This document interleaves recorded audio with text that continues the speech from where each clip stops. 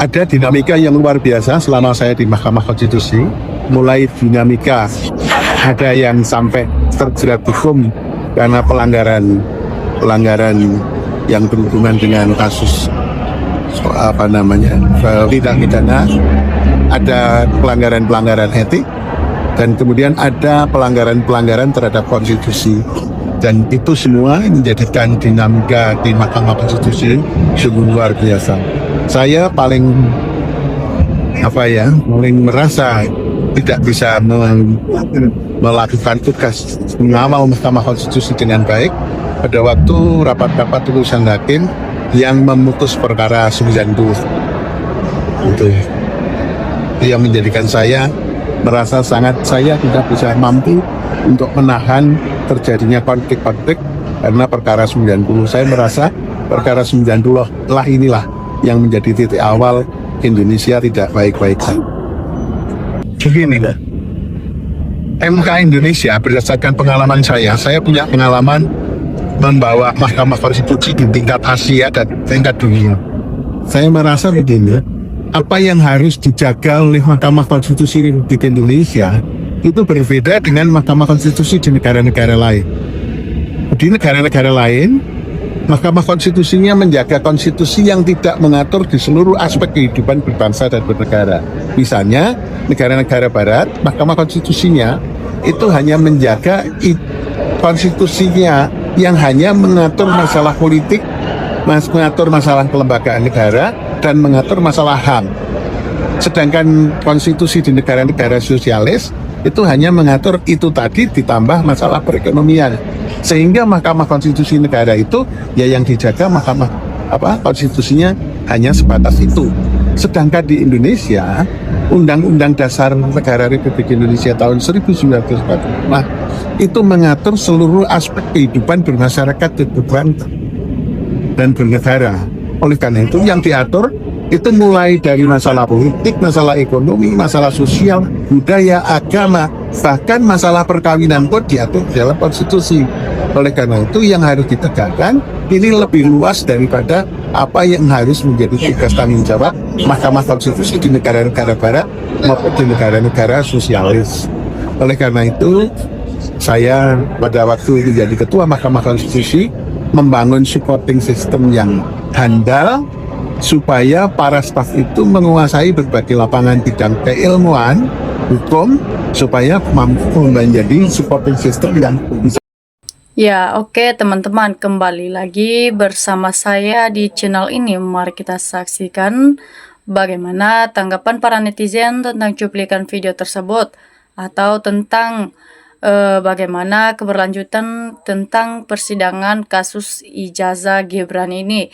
Jadi saat ini yang lagi heboh itu teman-teman, ya mungkin kita sudah pada tahu bahwasanya Gibran itu telah memalsukan ijazahnya teman-teman. Jadi itulah yang lagi pada heboh sekarang ya, karena dia telah memalsukan ijazahnya. Jadi kata para netizen di sini teman-teman, kejahatan itu pada akhirnya akan terbongkar juga. Jadi teman-teman, ya memang benar yang mereka katakan itu, ya bagaimanapun caramu menyembunyikan kejahatan yang telah kamu perbuat itu, ya tetap tentu saja akan terbongkar teman-teman.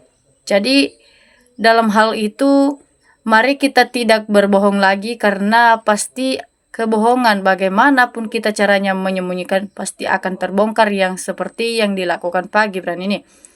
Nah, jadi Anwar Usman juga ikut merusak tatanan negara dan konstitusi demi kekuasaan Jokowi yang serakah dan haus kekuasaan. Nah, Anwar Usman ini memang orang yang termasuk kita bilang aja dia adalah perusak negara Indonesia, karena dia adalah pengikut Jokowi yang dalam hal kasus ini. Jadi ini ibarat ada orang nama pohon ganja yang nanam disalahkan melanggar hukum, tapi pohon ganjanya dibiarkan tumbuh hidup. Nah, keluarga ini sumber masalah di negara ini. Memang betul teman-teman, keluarga Jokowi itu memang sumber masalah di negara Indonesia. Ya, karena mereka dua-duanya bapak sama anaknya bisa membuat amburadul negara Indonesia kita. Jadi kalau udah ketahuan secepatnya diproses hukum, jangan lalai bisa kabur. Nah, ya, betul sekali yang mereka katakan ini. Kalau misalnya sudah ketahuan terbongkar ijazah palsu ini, jadi secepatnya para hakim ini mengambil tindakan terhadap hal ini. Ya, karena ya supaya kalau misalnya sudah terbongkar itulah ya bisa kita buktikan bahwasanya mereka telah melakukan suatu pelanggaran di negara Indonesia ini. Jadi MPR dan DPR hanya pada munafik dan dungu.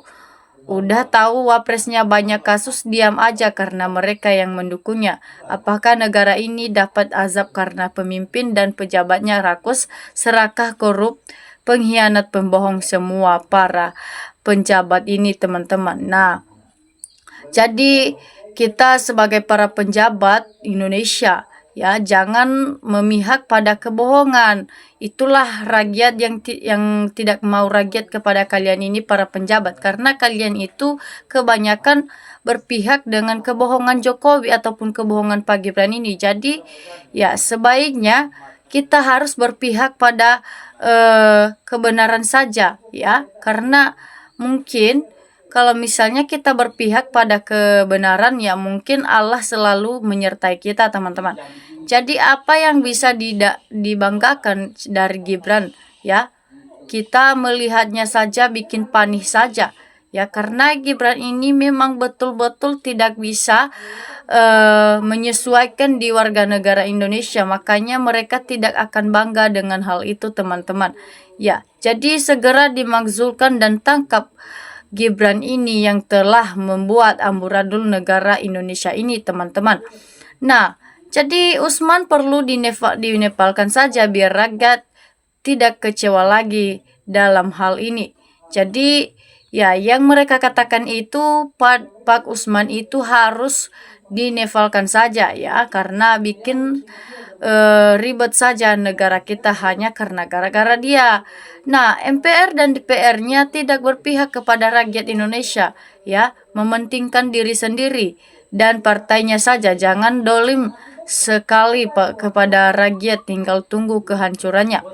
Nah, DPR ini sama MPR ini memang tidak berpihak kepada warga negara Indonesia, karena mereka ataupun yang ada di pikiran mereka itu memang benar-benar hanya kepentingan pribadi mereka. Jadi itulah yang perlu kalian ubah dalam diri kalian ya, karena DPR ini sama MPR ini sudah mengambil uang dari Pak Jokowi, makanya mereka hanya mementingkan diri sendiri ataupun kepentingan keluarga mereka saja, tidak mau tahu, teman-teman. Itulah namanya. Jadi cepat Gibran dimakzulkan dan Jokowi ditangkap dan dipenjarakan. Ya, betul sekali yang mereka katakan ini, teman-teman. Karena Gibran yang sudah banyak ulah di negara kita itu wajib dimakzulkan dan Jokowi segera ditangkap, diseret ke penjara. Karena Jokowi memang benar-benar yang pokok masalah besar di Indonesia kita itu. Jadi apalagi dia sudah memaksa anaknya untuk jadi wakil presiden, namun ujung-ujungnya yang dia dapatkan itu hanyalah kemaluan karena anaknya memang tidak bisa dipakai untuk jadi wakil presiden. Jadi 90% rakyat muak sama Wapres Gibran. Terus pertanyaannya, kok Gibran gak malu?